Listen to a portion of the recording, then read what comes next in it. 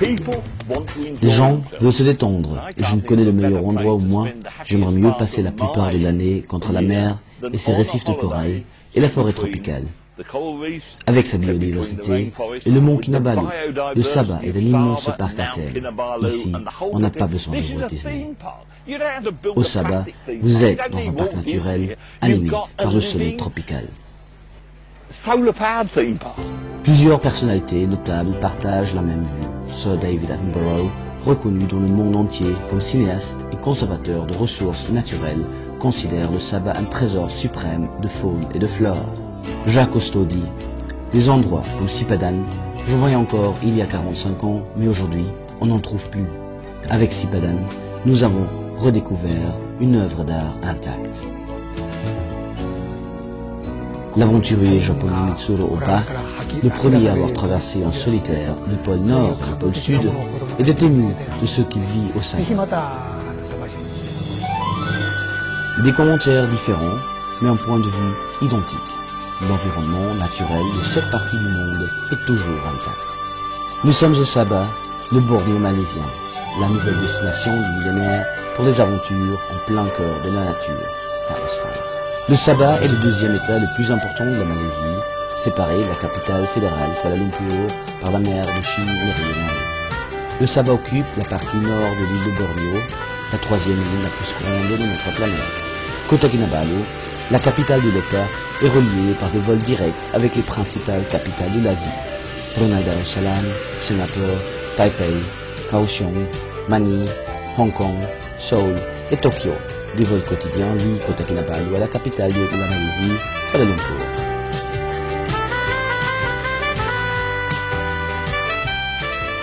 Kota Kinabalu est une ville contemporaine en pleine expansion. Elle dispose d'une infrastructure et des installations modernes. On y trouve des routes excellentes, un réseau de télécommunications modernes, des hôtels et stations de vacances de standard international, des centres de congrès et d'exposition, des clubs et golf conçus par des experts internationaux tels que Jack Nicklaus.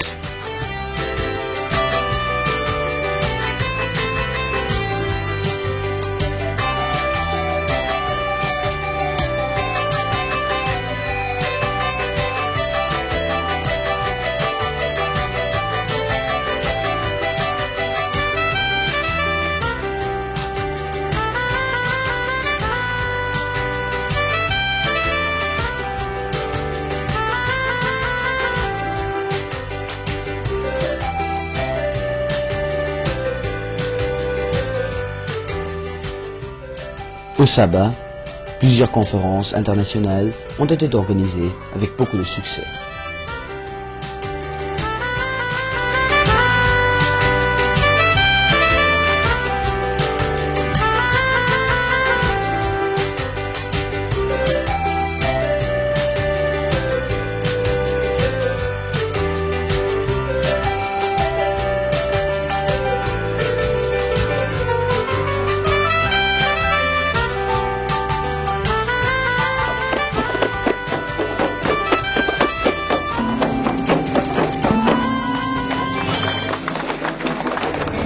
La richesse de la nature environnante complimente l'attrait de Kota Kinabalu.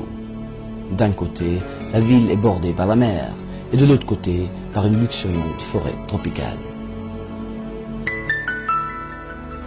Lorsque les habitants de Kota Kinabalu veulent se détendre, il leur suffit de s'éloigner quelques kilomètres de la ville pour se retrouver en pleine nature.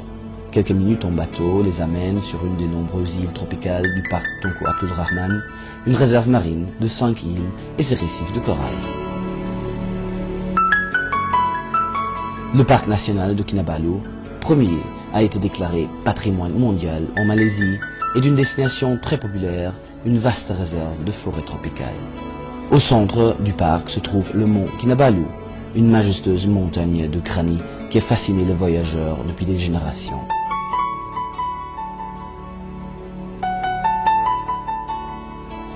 À 4095 mètres de hauteur, c'est la montagne la plus haute entre l'Himalaya et la Nouvelle-Guinée.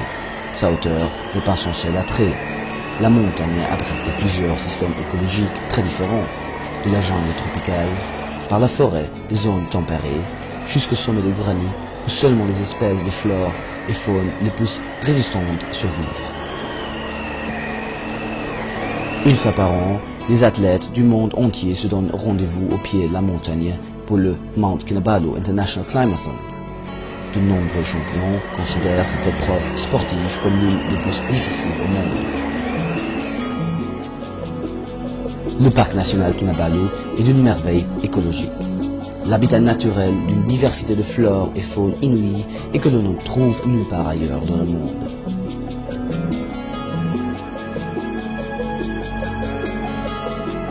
La Nepenthes, aux fleurs cruches, est une plante étrange qui se nourrit d'insectes.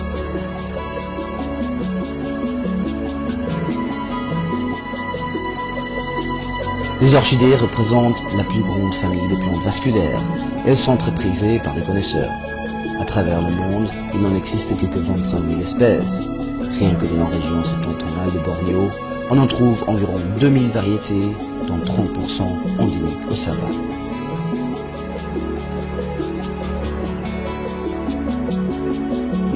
Dans le parc national de Kinabalu, on trouve principalement des oiseaux, des petits mammifères et une diversité déconcertante d'insectes.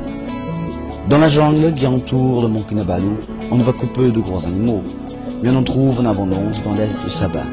C'est aussi là que l'on trouve deux centres de recherche internationaux, le centre de la réserve de la vallée de Danam et le centre de réadaptation des orang-outans de Sepilok.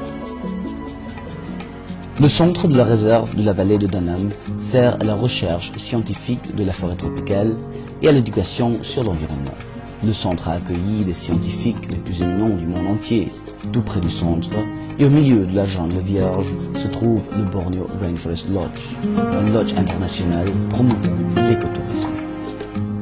Il existe plusieurs lodges privés de la sorte où les visiteurs peuvent découvrir l'ambiance, les sons et les parfums de la jungle. Le centre de réadaptation des orang-outans de Sepilok est à la fois centre de recherche et attraction touristique. C'est le premier centre de la sorte, essayant de sauver les orang-outans déplacés et de le réintroduire à une vie indépendante dans leur habitat naturel. Le centre à Sepilok reste le plus important de ce type au monde. Au fil des années, le centre est devenu un sanctuaire pour d'autres espèces en danger d'extinction, particulièrement le rhinocéros de Sumatra, rarement rencontré même dans la jungle. Le Sabah, qui dans le passé a su attirer des personnalités comme Jacques Cousteau, est aujourd'hui une des destinations préférées des plongeurs. Il existe un choix important de sites de plongée facilement accessibles de côté Kinabalu par avion ou par bateau. Bien que petites, les îles de Sipadan, Kapadai et Rangkaian sur la côte est de Bornéo sont proéminentes parmi les amateurs de plongée sous-marine dans le monde entier. Un sondage mené par le magazine américain de plongée sous-marine Rodale Scuba Diving, a sélectionné l'île de Sipadan comme première destination de plongée au monde.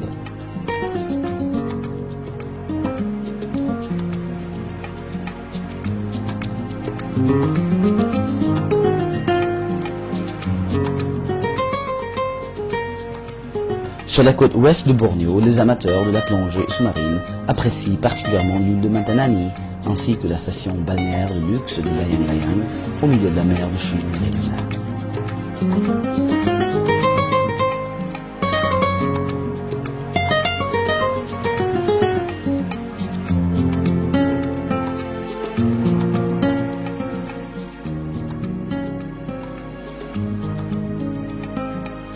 Pour les aventuriers, le Sabah offre de nombreuses possibilités, y compris le parachutisme,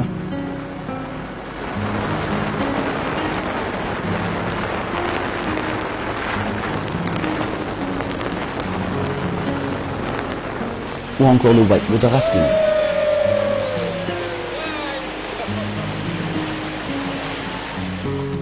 Des randonnées dans la jungle mènent d'intrépides voyageurs dans la forêt dense, loin de toute civilisation.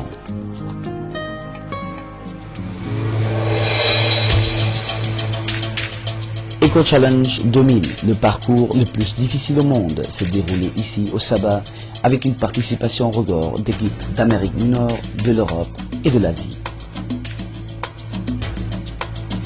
La première saison de l'émission télévisée Survivor a été filmée au Sabah sur l'île de Pulau Tiga.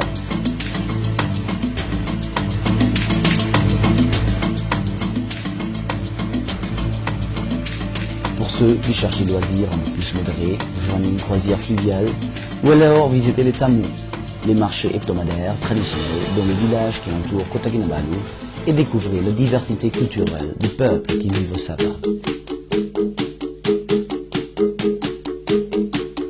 La langue nationale au Sabah est le malais, mais l'anglais et le chinois sont largement utilisés. En plus, il existe plusieurs langues et dialectes locaux. L'héritage culturel du Sabah s'exprime dans une multitude de langues, de croyances religieuses, de costumes traditionnels et de coutumes anciennes qui coexistent avec une vie moderne d'influence occidentale. L'harmonie qui règne entre différentes religions et entre groupes ethniques fait du Sabah un lieu exemplaire et unique au monde, une expérience inoubliable et enrichissante pour chaque visiteur.